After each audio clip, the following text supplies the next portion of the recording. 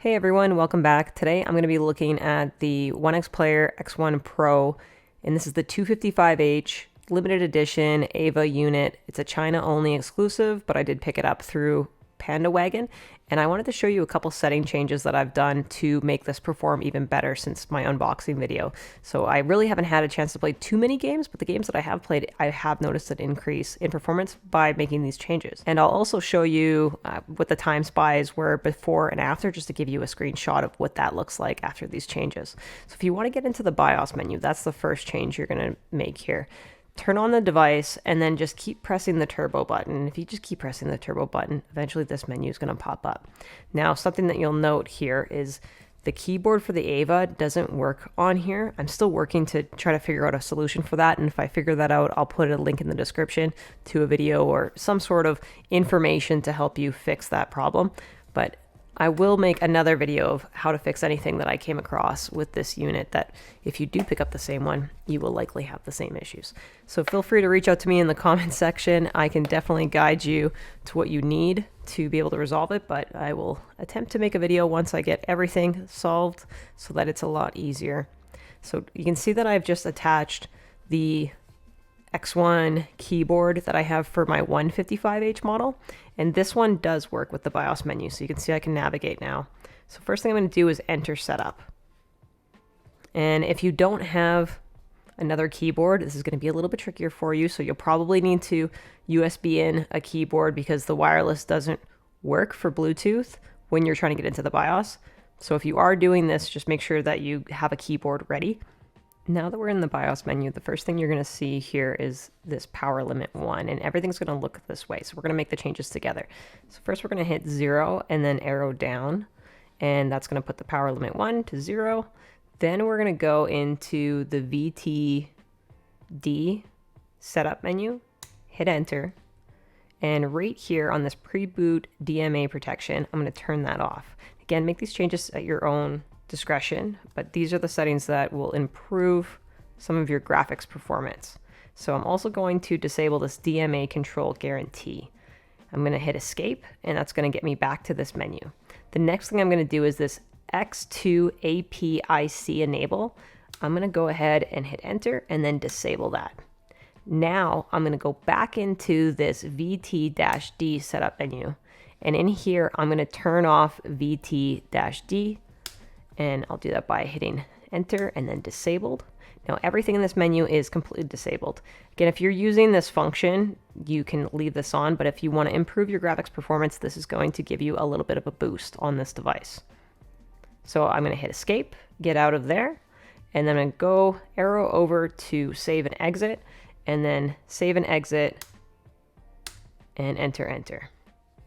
It is going to take a little bit longer to boot after you make some changes in the BIOS, so just bear with it. Once it starts, then you'll be able to get back into Windows, signed in, and then the next thing we want to look at is under System and Sound. And under Sound, you're going to click on the speakers, and we're just going to double check if the APO app is installed. And mine is, because I've manually installed it, but it did not come with this. So if you have a device with the Harman speakers, you'll want to check in here under that, and then right here it'll say Harman APO, and that's how you know that it's installed correctly. Now if it's not installed correctly, what you can do, and I'll leave a link in the description, but you can go to Onexplayer store, and then you can go over to support and then driver downloads, and then under here you can actually just go over to really any of the ones with the Harman will work, but we'll go to the Intel 155H because the 255H is not on here. And right here you can see Harman services and drivers. So we'll hit download, and then it's gonna say this, but hit download anyways. And then because I already have it saved, it's got a little 1 next to it, but save as. I'm just gonna save it into my downloads. Okay, now we can go into the folder, and here's where it's saved. So we're gonna right click and we'll go extract all, and we'll extract it all into the same folder. Now, once you're in the extracted folder, so make sure you're not in the zipped one, but the extracted one, we'll go in and we'll go into HM, and right here there's this little install. So you're going to double click that, and this might pop up. Just go run anyways. this will come up and it'll install that APO.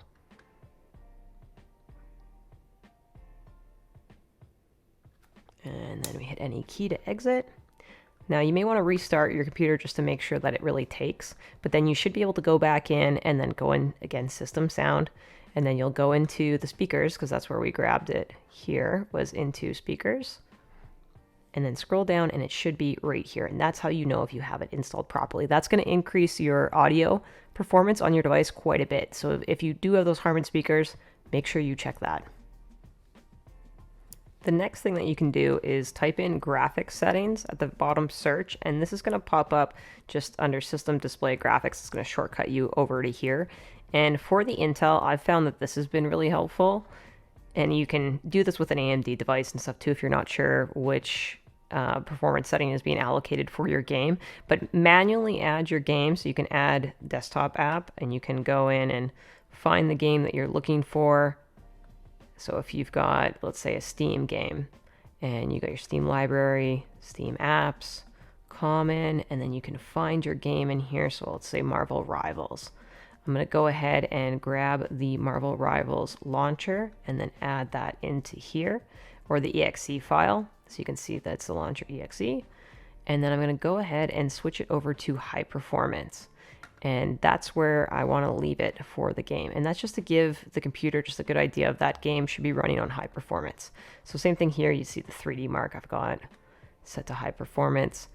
If you let Windows decide, sometimes it'll decide correctly, but sometimes it might not. So this is a way that you can manually add your game, just make sure that it's running on the best performance. The next thing that you can do is go into System and then Battery and Power. And under here, you can do some energy efficient recommendations if you want, depending on how much you want to power conserve. But if you want to get a little bit better performance, you can go under Power Mode here, and you should be able to change to best settings or balance, depending on whatever you're looking for. But on battery, you might want it on balance just to help save and conserve a little bit of battery, or you might want it on best efficiency. But when I'm plugged in, I really want the best performance. So that's something that you can do, again, to help change and just make your device run the best when it's plugged in.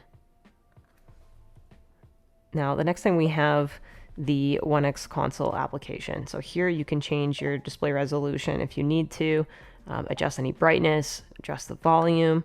You also have your system overlay, and in order to make the overlay work, you have to install the HWiNFO64 app, and you have to install the RivaTuner app. And between those two, it'll make it so that the overlay works, so you can turn it on and off, and that's going to give you your FPS. Now there's turbo on and off here, and this is for the CPU boost. And so you don't need to use that for most games. If you are using something that's more CPU intensive, you can run that. If you're playing a game like Helldivers 2 where it's CPU bound, that might actually add some performance, but turning it off will give you more performance on the graphics side. So typically running that off is for the best, unless you're using an eGPU or something that might increase it, but it's good to just test sometimes and run a benchmark or something and see if having it on helps or if it makes it worse for the performance and the FPS that you're getting in the game.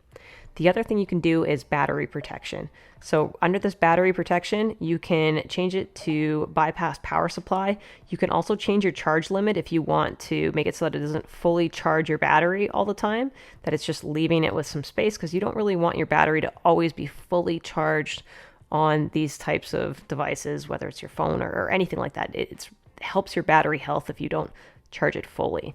But if you want to leave it full, you can, because as long as you have the battery bypass turned on, you're not charging it while it's running anyway. You're just bypassing that and pushing the power through directly, skipping over the battery and increasing your health on your battery. Now you also want to check for updates when you're on the Onexconsole app. So if you just click that little handheld icon, it'll pull this up. And once you're in here, you can go into settings. You really want to check for updates, because that can help with little performance tweaks and fixes with the Onexconsole application, which controls a lot of different things for your PC handheld. Of course, as you can see here with all these different options. The TDP is also up here, so depending on how you want to run your games, 30 watts is usually what other handhelds are set to as a max cap for the AMD devices, but the Intel devices actually can go up to 35 watts. And when I say the Intel devices, I mean this one specifically with the 255H, and then also the 155H model from last year, that one can also go up to 35 watts. So you can push a little bit more power through this device. All right, that's all the optimization tips that I have for today, but I will leave you with a screenshot of this.